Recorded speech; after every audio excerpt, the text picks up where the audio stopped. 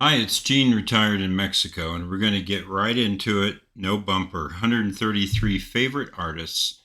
Why? Because I made a list, 80-minute playlists, 80 minutes, made 133 of them, said I'm good. So that's where the list stopped.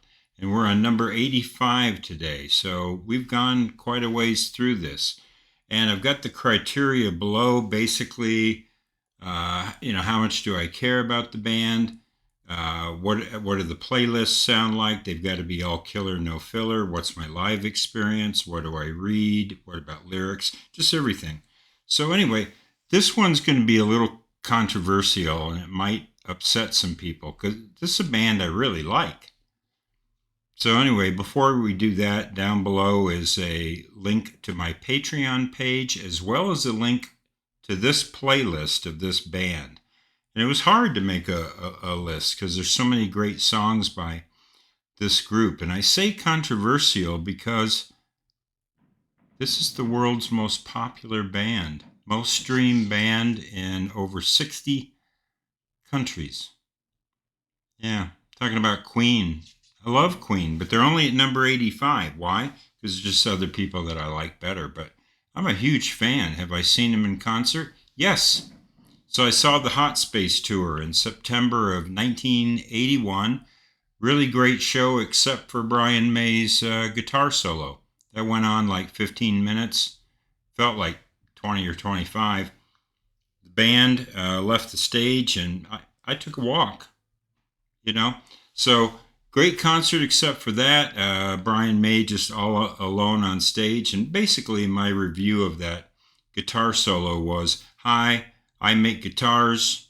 I made this guitar. I'm going to show you everything it can do. Watch. Here's this, here's this, here's this, here's this. So, yeah. But anyway, so then Freddie and Roger and John came back out, and boom, great show again. It was also marred slightly by the fact that they had just put out the Flash Gordon soundtrack, and they insisted on doing some of that material. But it was still about a year and a half after the game came out. And another one bites my dust. Another one bites the dust. Probably my favorite. When he just had the microphone stand and he was strutting, and it's just great. So you can see footage from that tour, including what I have. So somewhere I have Greatest Hits 1 and 2. I had actually bought the first 4 CDs, Queen 1, 2, Sure Heart Attack, and Night at the Opera when I was in Europe, because those CDs were hard to get, believe it or not, at one time.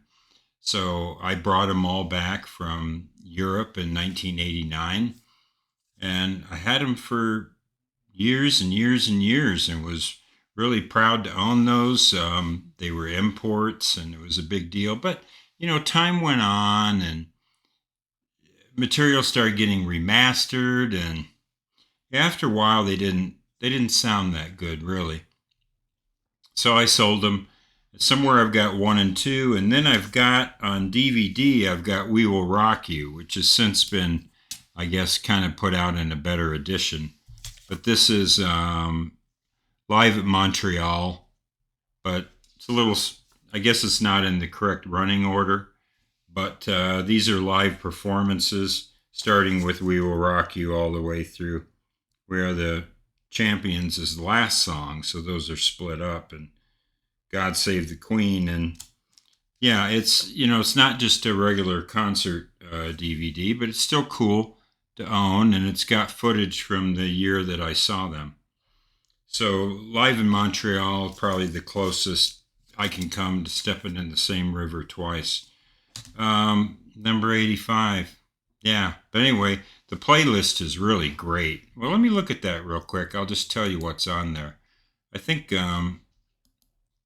because everyone's got their favorites, but Keep Yourself Alive, Seven Seas of Rye, Nevermore, Brighton Rock, Killer Queen, Now I'm Here, Stone Cold Crazy, You're My Best Friend, 39 by Brian May. Love that song. Bohemian Rhapsody, of course. You Take My Breath Away, Somebody to Love, We'll Rock You, We Are the Champions, Sheer Heart Attack, Fat Bottom Girls, Tie Your Mother Down Live from Live Killers. I love that. I love the live version of Tie Your Mother Down. Dragon Attack, another one, Bites the Dust, Need Your Lovin' Tonight. And then 2 songs from Live Aid, Hammer to Fall, and Crazy Little Thing Called Love. Well, what about after Live Aid? You know what? I'm not that big of a fan of the music after. Yeah, I just all those other albums.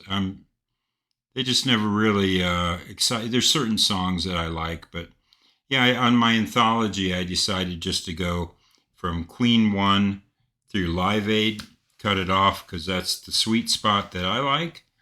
Maybe you disagree. They had a lot of popular songs later, but that's it. Great live band. But like I say, some padding in that concert. But when it was great, it was great. The highlights were definitely worth seeing the show. Opening act was Billy Squier. I remember that. Yeah, remember Billy Squier? So it was cool. I was down close. I was down on the floor. Got to see him pretty close up. Yeah, it was great.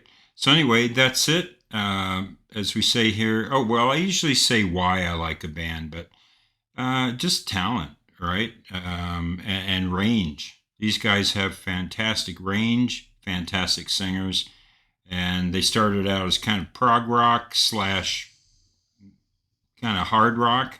So they were kind of in that Led Zeppelin vein to start with, and then they just went in all these different directions. And favorite songs of mine, it's hard to say because there's ballads like "Somebody to Love," which is phenomenal vocal. But I love the Sheer Heart Attack album. I love on the title track "Sheer Heart Attack." I love Roger Taylor's voice. So good stuff. Stone Cold Crazy, great songs. Anyway, as we say here in Bonita, Mexico, buen dia. Thanks for joining me on the channel.